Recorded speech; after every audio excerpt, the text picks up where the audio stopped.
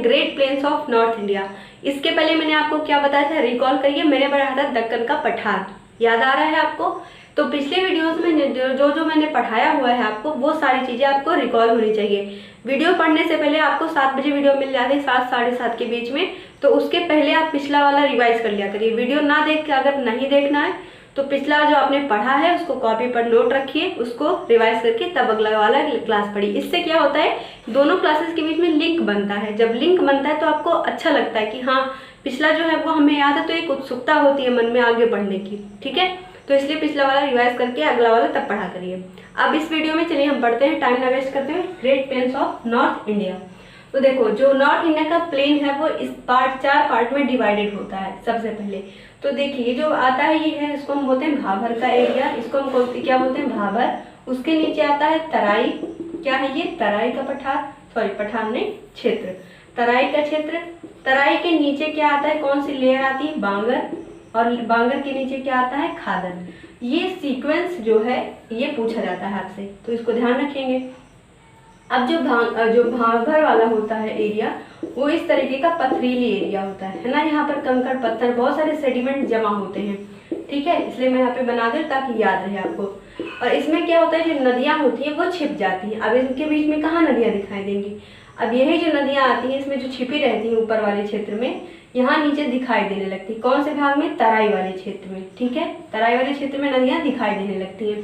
और आपसे इस पर भी सवाल पूछा जाता है कि इन चारों में से जो लेयर्स होती हैं, शुरुआत में भाबर आई, उसके नीचे जो लेयर है तराई, तो पूछा जाता है कौन से पार्ट में नदियां हमें फिर से दिखाई देने लगती है, तो कौन सा पार्ट हो जाएगा, तराई का पार्ट। ठीक है, इसमें ये छिप जाती है, यहाँ पर नीचे दिखने लगती हैं। अब इसके नीचे आता है बांगर। ये जो बांगर होता है वो ओल्ड एल्यूवियल सॉइल से बना होता है। किससे निर्मित होता है, ओल्ड एल्यूवियल सॉइल से। और इसके जो नीचे खादर है वो न्यू एल्यूवियल सॉइल से निर्मित होता है। किससे, न्यू एल्यूवियल सॉइल। अब एल्यूवियल का मतलब क्या होता है, जो बच्चे इंग्लिश मीडियम से उनको तो पता होगा, एल्यूवियल का मतलब होता है जलोढ़। क्या है, जलोढ़ मिट्टी। तो जो ओल्ड एल्यूवियल होता है, न्यू एल्यूवियल होता है। इसमें आपसे क्वेश्चन पूछा जाता है दोनों में से कौन सी ज्यादा उपजाऊ होती है, तो जो न्यू वाली होती है ये इसके कंपेरिजन में ये ज्यादा उपजाऊ होती है। ठीक, तो ये इतना पार्ट आपको समझ आ गया। अब चलिए और पार्ट्स में बात करते हैं। अब इसके बाद आएगा इंडस प्लेन, गैंगटेक प्लेन और ब्रह्मपुत्र प्लेन। कौन कौन सी प्लेन्स आती हैं, इंडस, उसके बाद है ब्रह्मपुत्र प्लेन, और उसके बाद गैंगटिक प्लेन। गैंगटिक प्लेन ये नाम है, याद रखिएगा। अब आपको पता है गैंगटिक प्लेन में कौन सी रिवर आएगी, गंगा रिवर आएगी, जहां से ये गंगा रिवर जो जलोढ़ मिट्टी लेकर, सॉरी जो सेडिमेंट लेकर आएगी उससे इसका निर्माण होगा। ब्रह्मपुत्र में ब्रह्मपुत्र नदी से होगा, इंडस में इंडस रिवर से होगा। इंडस का मतलब क्या है, सिंधु रिवर। कौन सी नदी है, सिंधु नदी, सिंधु रिवर। चलो ये हो गया। अब चलिए पढ़ते हैं प्लेन ऑफ पंजाब, जिसमें हम कई दोआब्स को पढ़ेंगे जो कि हमारे एग्जाम में पूछता है। तो चलिए देखिए, ग्रेट प्लेन्स ऑफ पंजाब, ये इसकी हेडिंग बनेगी। अब इसमें 5 दोआब आपको देखने को मिलता है, 5 दोआब हमें पढ़ने को मिलता है। तो इन 5 का नाम हमारे लिए इम्पोर्टेंट है, और कौन कौन सा दोआब किस किस नदी से बनता है ये आपसे एग्जाम में पूछा जाता है।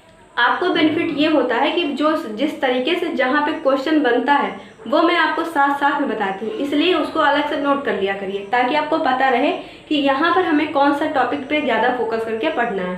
ओके, अब देखो, बेस्ट दोआब में कौन कौन से रिवर से बनता है, ब्यास और सतलज से मिलकर बनता है। बारी दोआब ब्यास और रावी से मिलकर बनता है।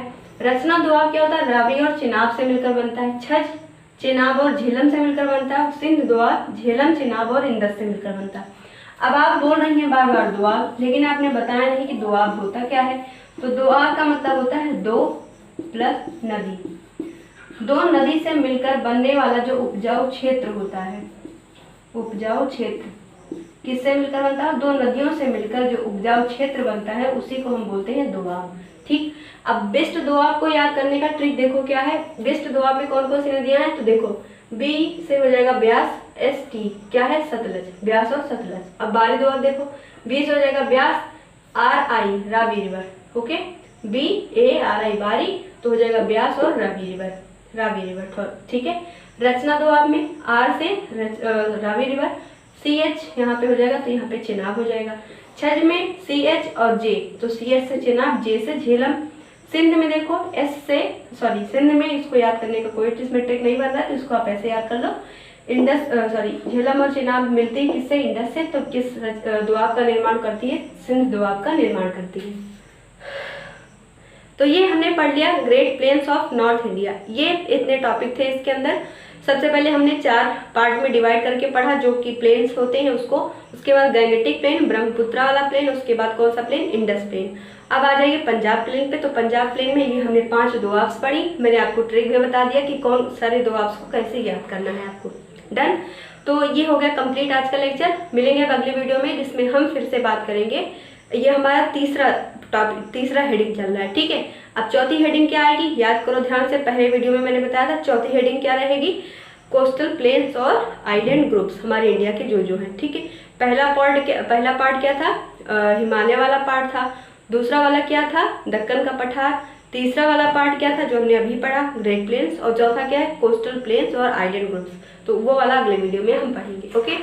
तो आई होप ये वीडियो आपको अच्छी लगी होगी, हेल्पफुल है आपके लिए। तो इसको शेयर करिएगा अपने दोस्तों के साथ, और चैनल पर अगर पहली बार आए हैं तो प्लीज़ चैनल को सब्सक्राइब कर लीजिएगा, ओके। मिलते हैं हम अगले वीडियो में, तब तक के लिए थैंक यू।